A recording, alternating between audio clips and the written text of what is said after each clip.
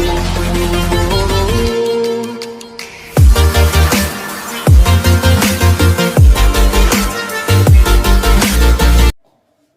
Everyone, welcome back our YouTube channel MS commerce classes और मैं हूं आपके साथ आरिफ सैफी। दोस्तों, हमारा रनिंग टॉपिक चल रहा था क्लास 11 का chapter number 2 basic accounting terms. और इस चैप्टर में हम अब से पहले कई सारी अकाउंटिंग टर्म्स को क्लियर कर चुके हैं और आज हम पॉइंट नंबर 17 से अकाउंटिंग टर्म्स को क्लियर करने वाले हैं, जिसके अंदर हम पॉइंट नंबर 17 पर गुड्स को डिस्कस करेंगे। उसके बाद पॉइंट नंबर 18 पर स्टॉक इन्वेंट्री को डिस्कस करेंगे। उसके बाद पॉइंट नंबर 19 पर ट्रेड रिसीवेबल को डिस्कस करेंगे और पॉइंट नंबर 20 पर ट्रेड पेबल्स को डिस्कस करेंगे। पॉइंट नंबर 21 पर कॉस्ट को डिस्कस करेंगे और पॉइंट नंबर 22 पर वाउचर को डिस्कस करेंगे। तो ज्यादा वक्त न लेते हुए शुरू करते हैं आज का अपना ये टॉपिक, जिसमें हम फर्स्ट नंबर पर एक्सप्लेन करने वाले हैं गुड्स को। गुड्स किसे कहते हैं? अगर हम गुड्स को अच्छे से एक्सप्लेन करें तो इसका मतलब होता है कि वो हर एक फिजिकल आइटम्स जिसको हम सेल करने के पर्पस से या तो परचेस करते हैं या उसकी खुद हम मैन्युफैक्चरिंग करते हैं। जैसे कि सपोज करो ये मार्कर मेरे हाथ में है, इस मार्कर को मुझे मार्केट में बेचना है, तो मार्केट में इसे बेचने के लिए या तो मैं इसे परचेस करूंगा या मैं इसकी खुद मैन्युफैक्चरिंग करूंगा।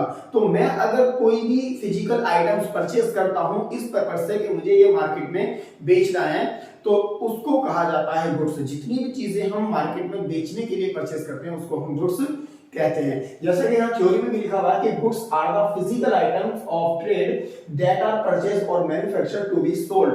जितने भी फिजिकल आइटम होते हैं जिनको हम इस पर्पस से परचेस करते हैं या इस पर्पस से मैन्युफैक्चर करते हैं कि उनको हम सेल आउट करेंगे, तो जितने भी इस तरह के फिजिकल आइटम होते हैं उनको गुड्स बोला जाता है। या हम ये भी कह सकते हैं कि जिस चीज में हम डील करते हैं उसको हम गुड्स कहते हैं। सेकंड नंबर पर हम आते हैं, पॉइंट नंबर 18 है हमारा स्टॉक या इन्वेंट्री। स्टॉक को इन्वेंटरी भी बोला जाता है।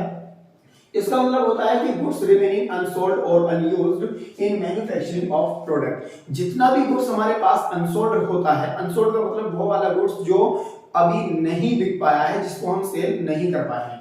फॉर एग्जांपल, हम मान करके अगर चलें कि हमने 10,000 मार्कर बनाए और इन 10,000 मार्कर में से 8,000 मार्कर हमने मार्केट में सेल आउट कर दिए, तो जो 2,000 मार्कर हमारे पास बचे हैं उन 2,000 मार्कर को बोला जाएगा स्टॉक, यानी इन्वेंट्री हम बोलेंगे। या अगर मैं कहूं कि 2,000 मार्कर हमने परचेस किए, परचेस करने के बाद 8,000 मार्कर हमने बेच लिए, तो जितना भी मार्कर हमारे पास बच गया उसको बोला जाएगा स्टॉक। तो दोस्तों, अब देखते हैं next point, trade receivable. Trade receivable की थ्योरी में हमने लिखा हुआ है कि amount receivable against sale of goods और सर्विस और बोथ। जब हम किसी को सर्विस प्रोवाइड कराते हैं या हम किसी को गुड्स को सेल करते हैं, तो उसके बदले में हमें उससे कैश मिलने वाला होता है, यानी उससे हमें एक पेमेंट मिलने वाला होता है। तो जितना भी पेमेंट उससे हमें मिलने वाला होता है उसको बोला जाता है ट्रेड रिसीवेबल। अगर हमने किसी को सर्विस क्रेडिट की है या हमने किसी को गुड्स को सेल किया है लेकिन क्रेडिट में सेल किया है, तो उस कस्टमर से हमें क्या मिलेगा? पेमेंट मिलेगा, जो अभी ना मिलकर के बाद में मिलेगा।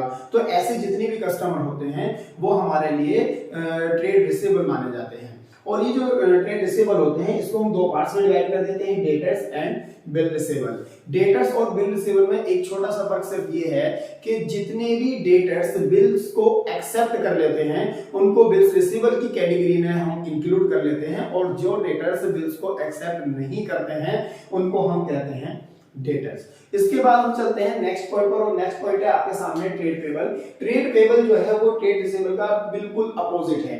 यहाँ पर हम बात कर रहे थे कि जब हम गुड्स को सेल करते हैं तो वो हमारे कस्टमर होते हैं और उनसे मिलने वाली अमाउंट हमारे लिए ट्रेड रिसीवेबल होती है। और उसी तरह से जब हम गुड्स को परचेस करते हैं तो वो जिनसे हम गुड्स परचेस करते हैं वो हमारे लिए क्रेडिटर होते हैं, और अब की बार हमें उनका पेमेंट करना पड़ेगा। और जब हमें उनका पेमेंट करना पड़ेगा तो हमारे लिए वो लोग हो जाएंगे ट्रेड पेबल, क्योंकि यहाँ हमें लायबिलिटी का पेमेंट करना है। अगर हम किसी से गुड्स परचेस करते हैं या हम किसी से कोई सर्विस लेते हैं तो उस सर्विस को लेने के बदले में या गुड्स को परचेस करने के बदले में हमें अमाउंट का पेमेंट करना पड़ेगा। तो जितनी भी अमाउंट का हमें पेमेंट करना पड़ता है उसे बोला जाता है ट्रेड पेबल। और ये ट्रेड पेबल जो है ये भी दो पार्ट्स में हम डिवाइड कर लेते हैं, एक क्रेडिटर्स होते हैं, एक बिल्स पेबल होते हैं। बिल्स पेबल और क्रेडिटर्स में यहाँ पर भी वही एक माइनर सा डिफरेंस है, और डिफरेंस ये है कि अगर क्रेडिटर्स के लिए हम बिल्स एक्सेप्ट कर लेते हैं, अगर हम अपने क्रेडिटर्स के बिल एक्सेप्ट कर लेते हैं तो उसको बोला जाता है बिल्स पेबल, और अगर हम बिल्स एक्सेप्ट नहीं करते हैं तो उनको बोला जाता है क्रेडिटर्स। सपोज करो मैंने 10,000 रुपीज का किसी से गुड्स उधार खरीद लिया, अगर मैंने 10,000 रुपए का किसी से गुड्स उधार में खरीदा है और मैं एक भी रुपए का बिल एक्सेप्ट नहीं करता हूं तो मेरे लिए वो क्रेडिटर है 10,000 रुपए। और अगर मैं उन 10,000 रुपए के पेमेंट में से 8,000 रुपए के लिए बिल एक्सेप्ट कर लेता हूं, 2,000 के लिए नहीं करता हूं, तो जो 2,000 की अमाउंट है वो क्रेडिटर मानी जाएगी और जो 8,000 की अमाउंट होगी उसको हम बिल्स पेबल कहेंगे। उसके बाद हम बात करने वाले हैं कॉस्ट की। पॉइंट नंबर 21 है जिसमें हम कॉस्ट को एक्सप्लेन करने वाले हैं। कॉस्ट में हमने लिखा हुआ है कि expenses on purchasing and manufacturing goods. जितने भी एक्सपेंसेस गुड्स को परचेस करने में या गुड्स को मैन्युफैक्चर करने में किए जाते हैं उनको कॉस्ट कहा जाता है। कॉस्ट का मतलब होता है वो एक्सपेंसेस जो गुड्स को या तो परचेस करने में किए गए हैं या गुड्स को मैन्युफैक्चर करने में किए गए हैं, उनको हम कहते हैं कॉस्ट। कॉस्ट के बाद नेक्स्ट आता है हमारा वाउचर। और वाउचर जो होते हैं ये एक ट्रांजैक्शन के एविडेंस होते हैं। वाउचर का मतलब होता है ट्रांजैक्शन का एविडेंस। किसी भी बिजनेस के अंदर जितनी भी ट्रांजैक्शन होती हैं वो सारी ट्रांजैक्शन रिटर्न में होती हैं और रिटर्न में जो ट्रांजैक्शन की जाती है वो इन फ्यूचर एविडेंस के रूप में काम आती हैं। Thank you for watching this video.